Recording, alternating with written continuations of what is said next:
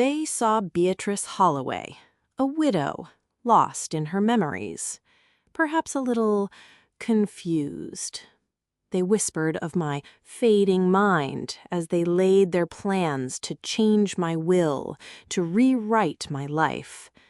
But my late husband's closest friend? He overheard their cruel betrayal. He remembered the woman I truly was, and they were about to discover that some secrets don't stay buried. My name is Beatrice Holloway, and for the past few years, my life has been measured in the gentle unfurling of rosebuds and the quiet turning of pages in Julian's beloved library. Our home, a haven of polished wood and cherished memories, stands as a testament to a life well lived, or so it appears to the well-meaning neighbors and the occasional visitor. They see a widow of 77 years, perhaps a touch too fond of solitude, her days softened by the routines of tending her award-winning garden and supporting the local theater, a quiet patron amidst the town's gentle hum. This carefully curated piece was my choice, a sanctuary I built after Julian, my husband, my partner in all things, departed this world, leaving behind a silence I learned to fill not with noise, but with the echoes of our shared passions and the quiet rhythm of my own making. The world outside these walls perceives me as Mrs. Holloway, a lady of refined tastes and perhaps a slightly fragile constitution, one who might misplace her spectacles or forget a minor appointment. It's an image I haven't actively discouraged. There's a certain comfort in anonymity, in being underestimated in one's twilight years. My son, Thomas, and his wife, Clara, certainly seem to subscribe to this view. Their visits, though not as frequent as a mother might wish, are often punctuated by well-meaning, if slightly condescending, advice on how I should manage my affairs, my health, my very thoughts. I usually just offer them tea and my best serene smile, a practiced art of maternal patience. It was during one such recent afternoon tea, the scent of Earl Grey and Clara's expensive, cloying perfume filling the drawing room, that the first discordant note was struck. Clara, her eyes appraising the silver teapot that had been Julian's grandmother's, remarked with a carefully crafted sweetness, "Dearest Beatrice, you seem a little distracted lately, don't you think, Thomas? Perhaps it's time Thomas helped you a bit more with your accounts, just to keep things tidy." Thomas, ever inclined to follow Clara's lead in such matters, merely nodded, a flicker of something I couldn't quite name in his eyes. He said, "Yes, Mother, just to ensure everything is in order. No need for you to worry your head about complex things." Complex things. The phrase hung in the air, a subtle barb I chose, at that moment, to ignore. A familiar ache, a shadow of disappointment, settled briefly in my chest, but I pushed it away.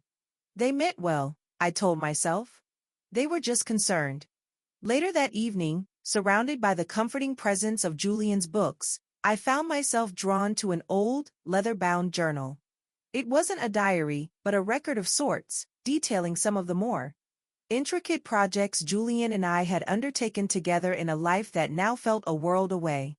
My fingers traced the faded ink, recounting a particularly complex case involving a disputed Renaissance painting where a single, overlooked brushstroke, a detail I had spent weeks researching in dusty Florentine archives, had been the key to exposing a rather clever forgery. My memory then, as Julian often remarked with a loving tease, had been as sharp as a hawk's eye, capable of holding intricate genealogies of art pieces and the subtle tales of a master forger. The contrast between that Beatrice and the one Clara and Thomas seemed to perceive, the one who needed help with complex things, was a stark and unsettling reminder of how much I had allowed myself to recede, to become a softer, fainter version of the woman I once was. This quiet existence, this deliberate stepping back from the sharper edges of the world, had been a conscious choice, a desire for peace after years spent navigating the often treacherous currents of high-stakes art recovery and authentication. Julian and I, under the guise of a discreet consultancy, had retrieved stolen masterpieces and unmasked sophisticated fakes, a life that demanded acuity, precision, and an unblinking assessment of human nature. He was the charming negotiator, the face of our operations, while I was the quiet strategist, the researcher who found the truth hidden in archives and under layers of varnish.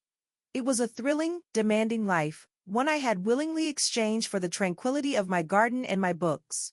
But as I closed the journal, a disquiet settled in. Had I, in my pursuit of peace, allowed the world and my own family to forget entirely who Beatrice Holloway truly was? Or, more troublingly, had I begun to forget myself? The first seeds of an unwelcome awareness had been sown, a subtle tremor beneath the placid surface of my carefully constructed serenity. The unease lingered, a subtle counterpoint to the otherwise gentle rhythm of my days. Thomas began to visit more frequently, his manner a blend of filial duty and an almost business-like efficiency. He'd arrive with his laptop, spreading spreadsheets across Julian's mahogany desk, offering to simplify my investments, to consolidate my accounts for easier management. He spoke of market volatility and the complexities of modern banking, his explanations always concluding with a reassuring, "Don't you worry about it, mother, I'll handle everything." Each session left me with a vague sense of having been gently but firmly steered, my own questions or preferences met with patient, slightly dismissive explanations that implied my understanding was, at best, rudimentary. I found myself signing documents he'd prepared, his finger guiding mine to the signature line, the dense legal text a blur I was subtly discouraged from scrutinizing too closely. Clara, too, intensified her campaign of solicitous concern, often phoning to suggest I take things easier. She'd say, "Beatrice, dear, perhaps it's best you let someone else organize the charity auction for the theater this year. It's such a lot of stress, and at your age, you need to conserve your energy." My long-standing commitments, the things that brought me joy and connection, were reframed as burdens I was no longer equipped to handle. Even my cherished outings with old friends from the Art Society were met with Clara's subtle discouragement.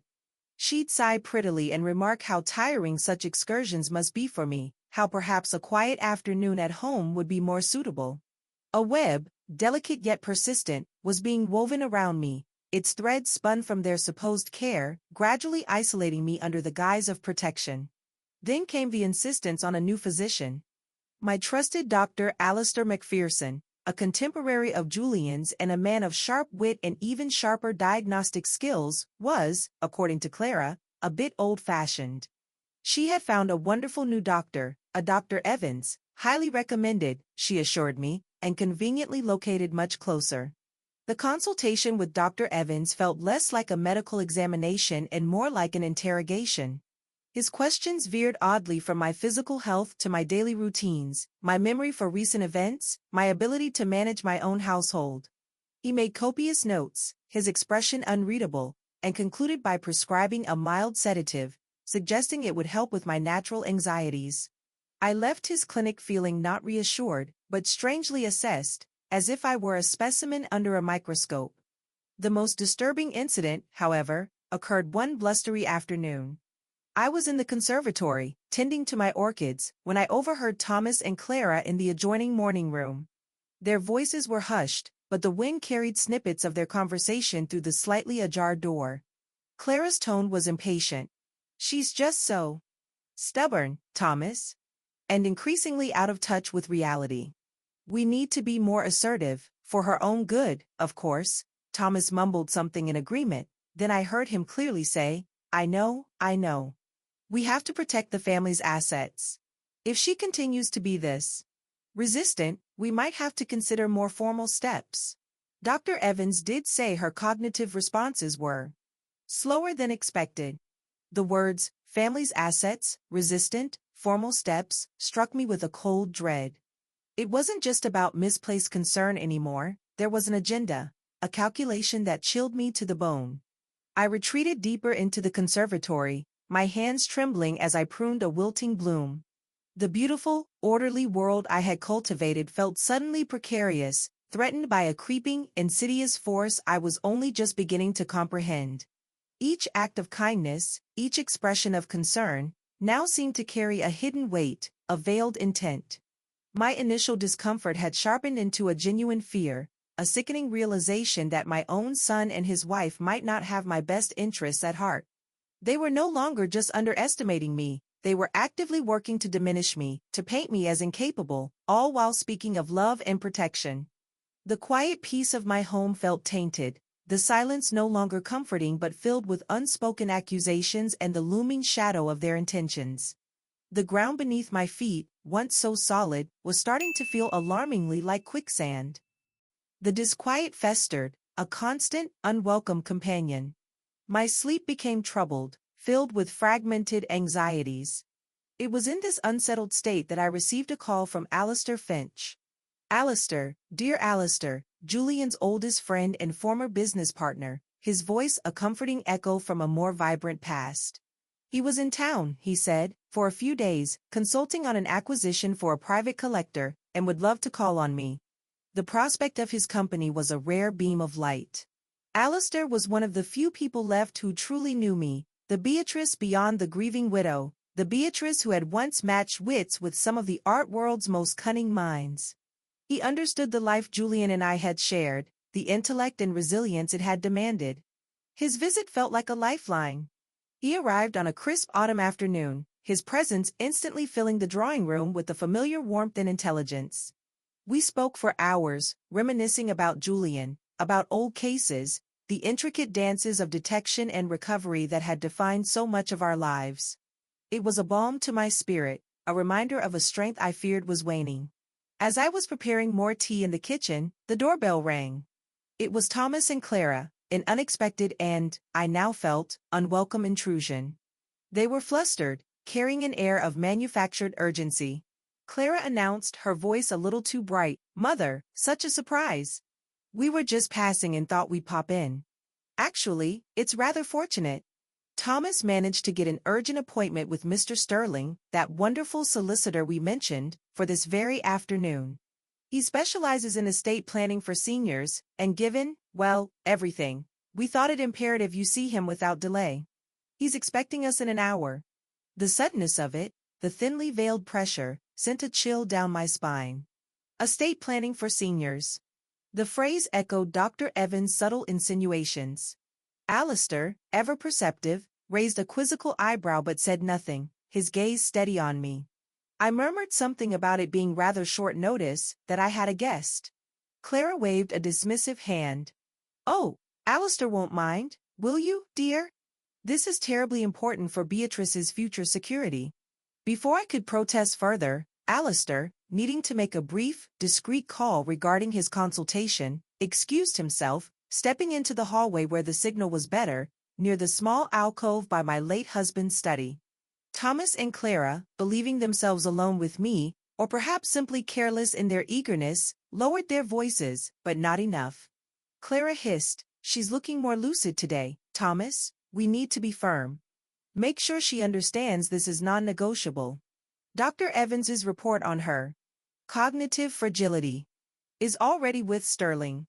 He knows how to handle these situations, to simplify things so she doesn't get agitated by the details. Just get her signature on the new will and the power of attorney.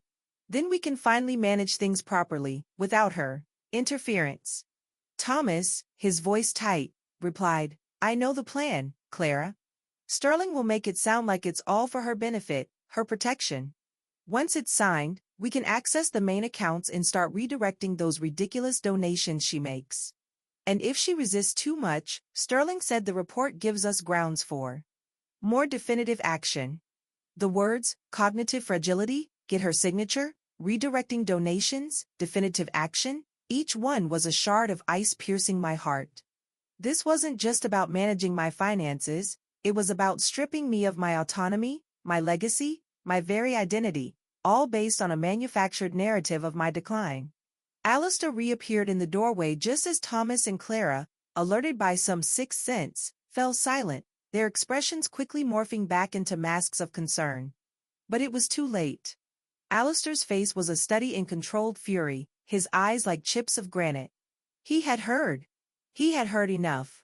He waited until Thomas and Clara, sensing the sudden glacial shift in the room's atmosphere, made an excuse about needing to retrieve some important documents from their car, a pretext to regroup. The moment the front door clicked shut behind them, Alistair turned to me, his voice low and resonant with a lifetime of loyalty. He said, "Beatrice, my dear, I am so desperately sorry. I overheard. I heard their entire despicable plan," he recounted, word for word, the callous, calculating exchange. The carefully constructed dam of my composure finally broke. The truth, in its unvarnished cruelty, was laid bare. My own son, my own flesh and blood, was plotting to dispossess me, to declare me incompetent, all for the sake of money. The pain was a physical blow, but beneath it, something else began to stir, a cold, hard anger, an echo of the formidable woman I had once been. The quiet, accommodating widow was gone. In her place, a strategist, betrayed but unbowed, began to awaken. The world seemed to tilt on its axis, the drawing room, with its familiar comforts, suddenly feeling like the set of a poorly staged play. Alistair's words, confirming the ugly truth I had sensed but recoiled from, acted not as a sedative to my shock, but as a potent stimulant. The initial wave of grief, sharp and breathtaking, receded almost as quickly as it had struck, replaced by a chilling clarity. This was not a misunderstanding. This was a calculated assault on my life, my legacy, and my very being. The Beatrice who had faced down duplicitous dealers and unraveled intricate deception stirred from her long slumber. There was no time for tears, not yet.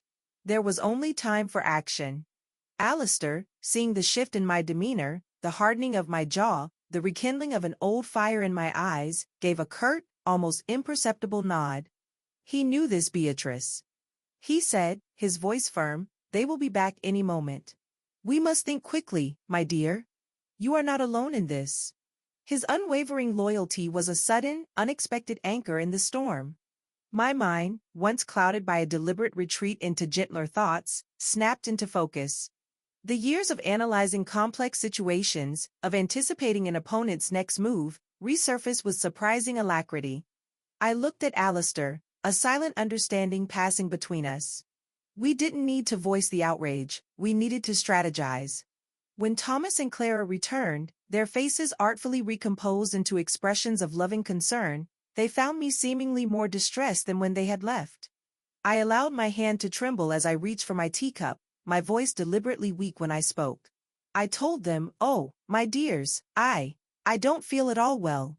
So much talk of business, of solicitors. It's all too much for me today. My head is quite spinning. I simply cannot face Mr. Sterling this afternoon. Perhaps another day, when I am feeling stronger." I let a tear escape, a convincing performance of a frail, overwhelmed old woman. Clara's eyes narrowed for a fraction of a second, a flicker of impatience quickly suppressed. Thomas, however, seemed to accept my apparent frailty at face value, patting my hand with a patronizing, "Of course, Mother. We understand. Your health comes first. We'll reschedule."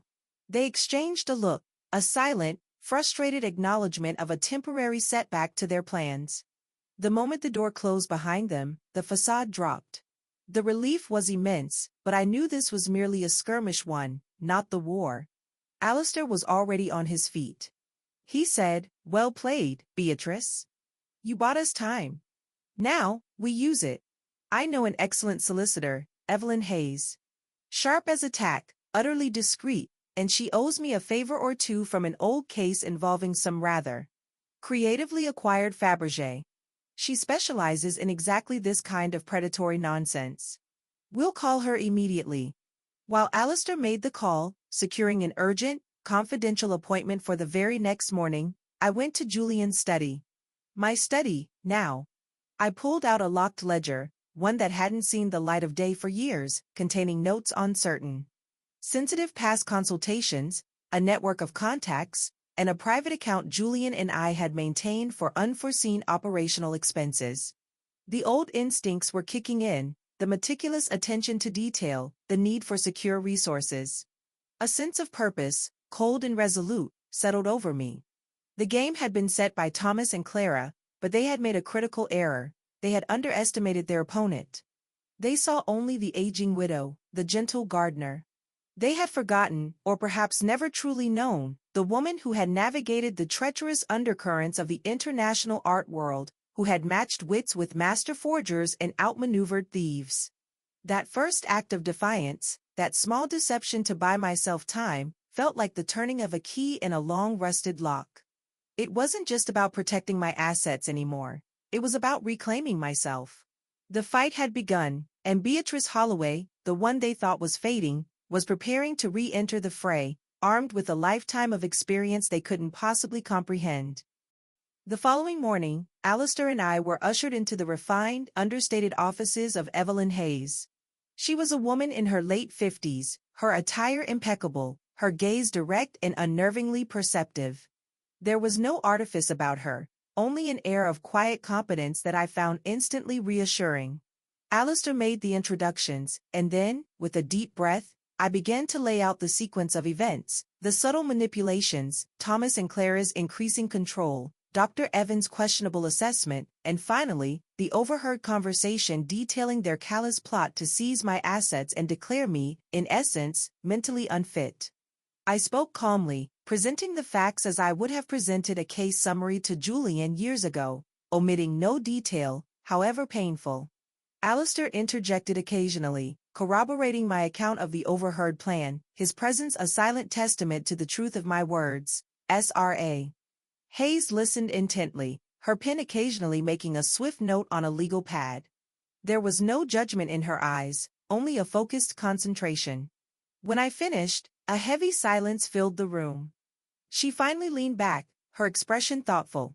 She said, her voice measured, "Mrs. Holloway, Mr. Finch, what you've described is, unfortunately, not as uncommon as one might wish.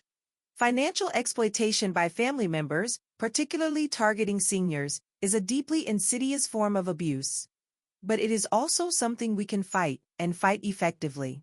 Your clarity and Mr. Finch's corroboration are invaluable."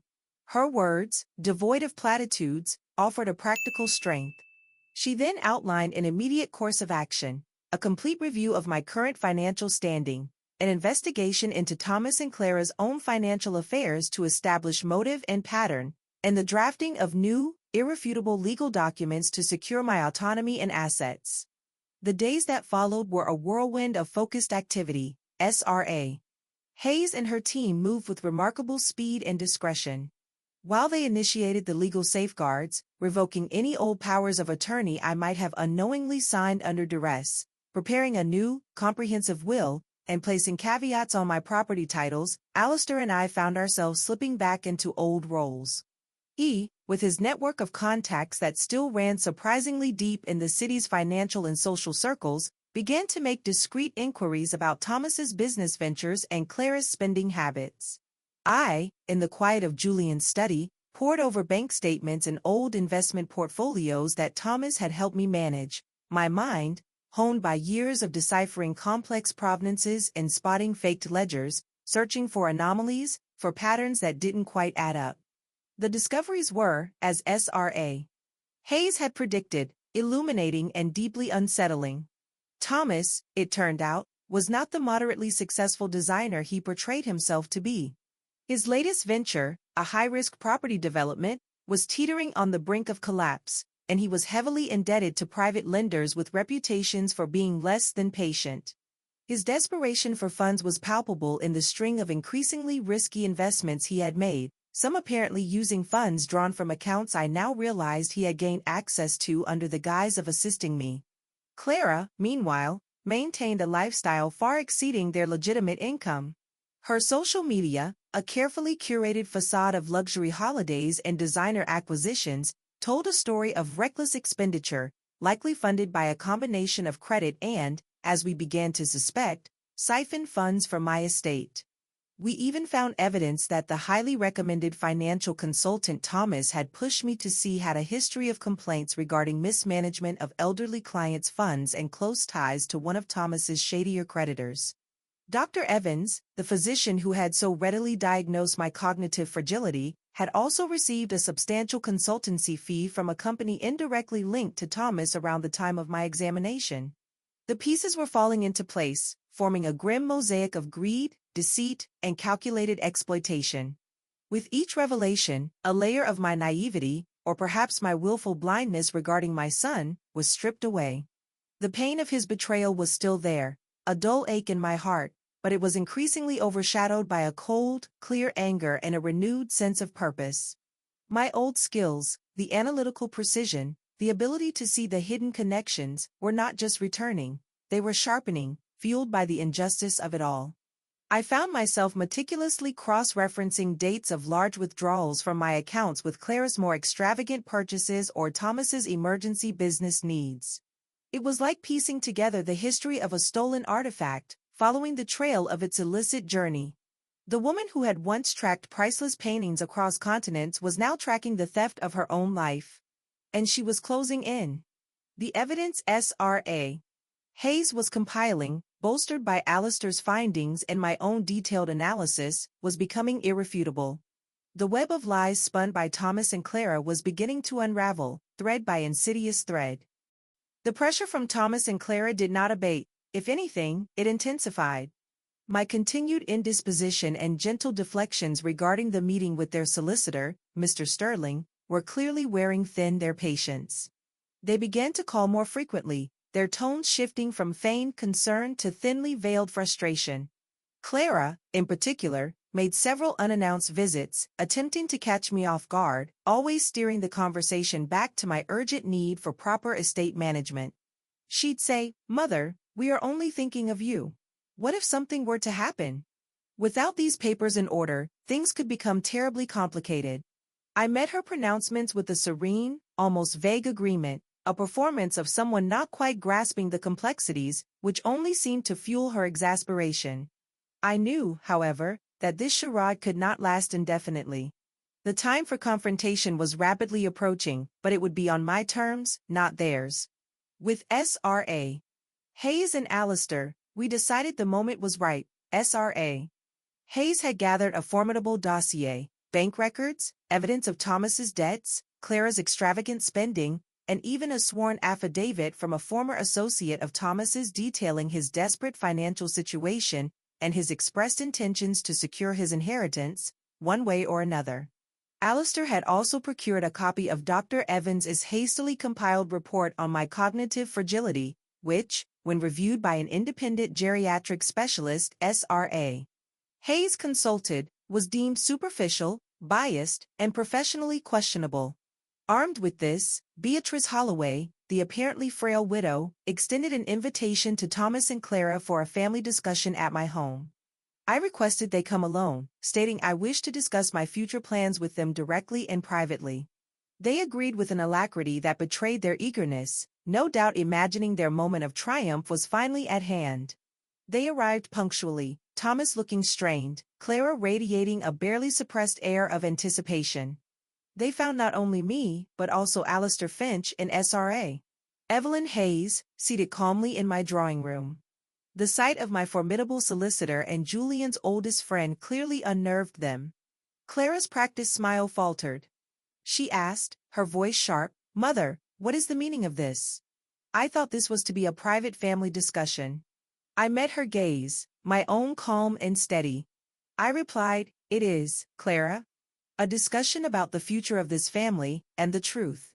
Please, sit down." S.R.A. Hayes, without preamble, began to speak, her tone professional but unyielding.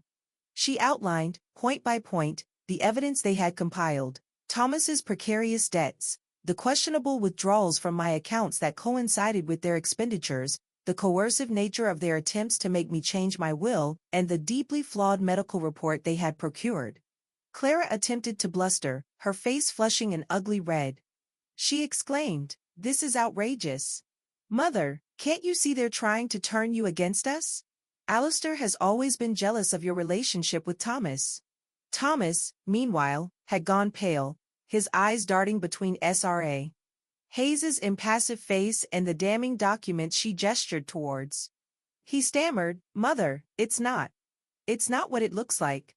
We were just trying to help, to protect you." It was then that I spoke, my voice quiet but carrying the weight of absolute conviction. I recounted the conversation Alistair had overheard, their callous dismissal of my wishes, their plans to manage me and my assets. I said, "You spoke of my cognitive fragility, of my interference. You plotted to strip me of everything, not out of concern, but out of greed." The carefully constructed facade of Thomas and Clara crumbled. Confronted with the undeniable evidence and my own unshakable composure, their denials became increasingly desperate and unconvincing.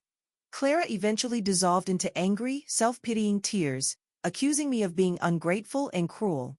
Thomas, utterly deflated, could only stare at the floor, the full extent of his duplicity exposed.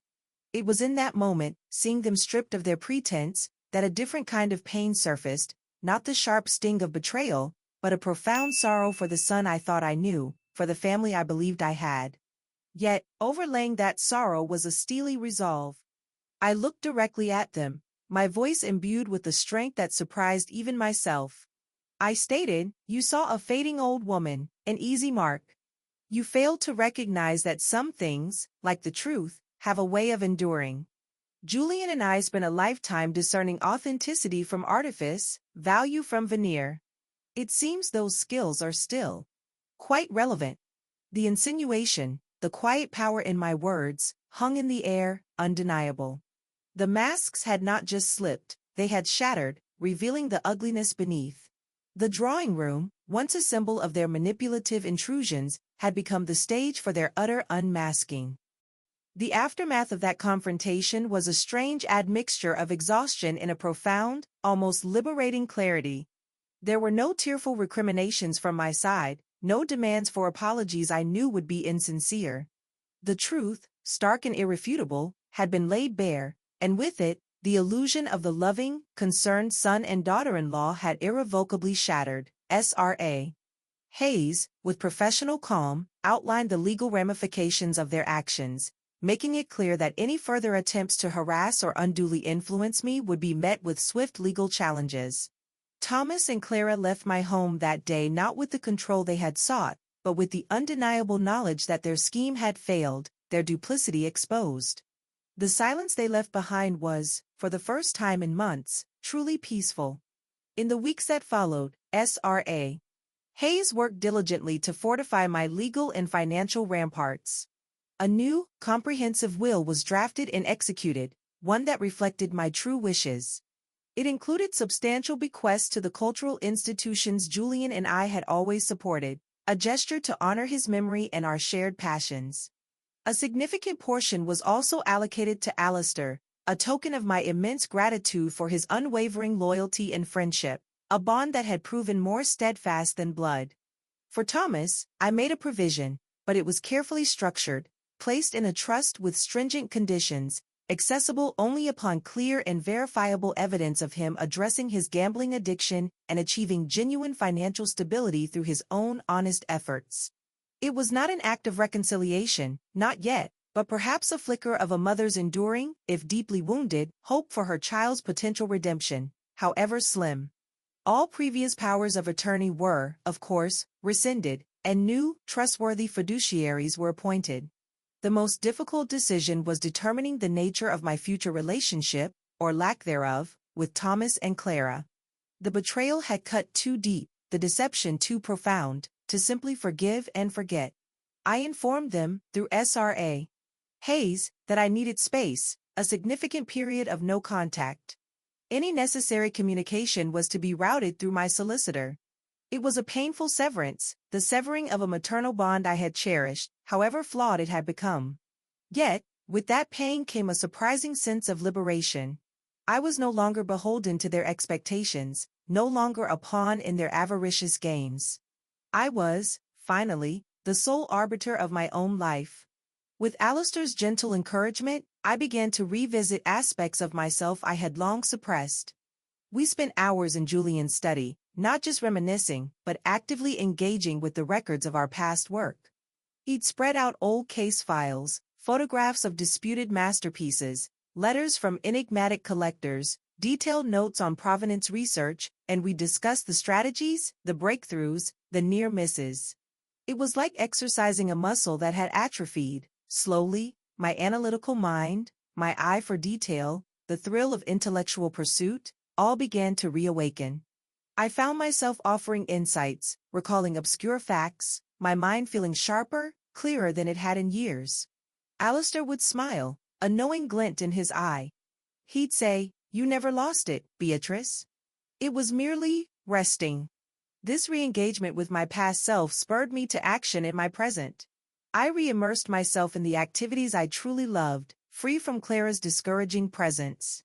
I took on a more active role in the local theater's fundraising committee, my organizational skills, honed by years of managing complex investigations, proving surprisingly effective. I even began, tentatively at first, to write.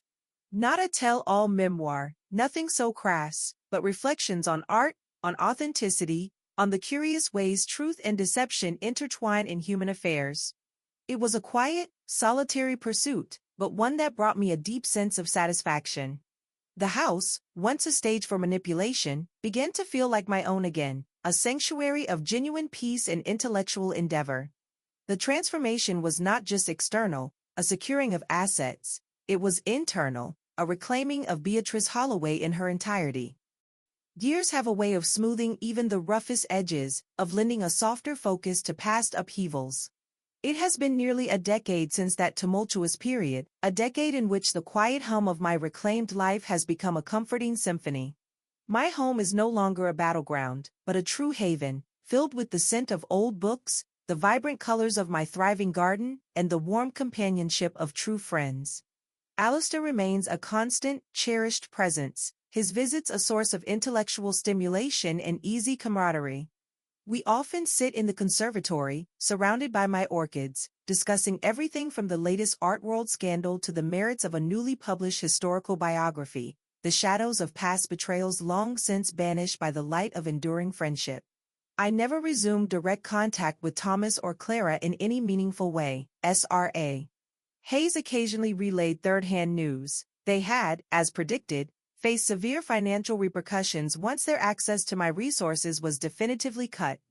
Their grand house was sold, their extravagant lifestyle curtailed. Thomas, I heard, eventually sought help for his gambling, a small, belated step in a long and arduous journey. There was no triumph in this knowledge, no lingering bitterness, only a distant, melancholic acknowledgement of the destructive path they had chosen. Their lives became a narrative I no longer felt compelled to follow, their choices a stark contrast to the purposeful peace I had cultivated. My energy, once consumed by their deceit, was now joyfully invested in pursuits that nourished my soul. My writing, which began as a tentative exploration, blossomed into something more substantial. I completed a series of essays on the psychology of collecting and the enduring allure of authenticity, which found a small but appreciative audience through a niche academic press. The quiet satisfaction of seeing my thoughts, my experiences, articulated and shared was a reward in itself. And in a more tangible act of legacy, inspired by Julian's lifelong passion and our shared history, I established the Holloway and Finch Grant for Provenance Research. It's a modest endowment, administered through Alistair's old firm, designed to support young scholars dedicated to the often overlooked, meticulous work of tracing the history and authenticity of artworks. Mentoring the first recipient, a bright, eager young woman with a keen eye and an insatiable curiosity, has been a source of immense joy, a way of passing on the torch, of ensuring that the pursuit of truth in art continues. Sometimes, when I am addressing the local art society, or perhaps sharing an anecdote with a new acquaintance at the theater, a carefully chosen fragment of my past life with Julian will emerge. I speak not of the betrayals, but of the thrill of discovery, the satisfaction of a complex puzzle solved, the quiet dedication behind uncovering a hidden truth. It's no longer a secret to be guarded, but an integral part of my story, a testament to a life lived with intellect and purpose. The frail, confused widow they tried to create has long since faded, replaced by Beatrice Holloway, a woman who not only reclaimed her present but also embraced the full tapestry of her past. They sought to define me by their own greed. Instead, I redefine myself by my own strength and resilience. My days now are filled with a quiet contentment. The roses in my garden bloom with an almost defiant beauty, each one a small victory.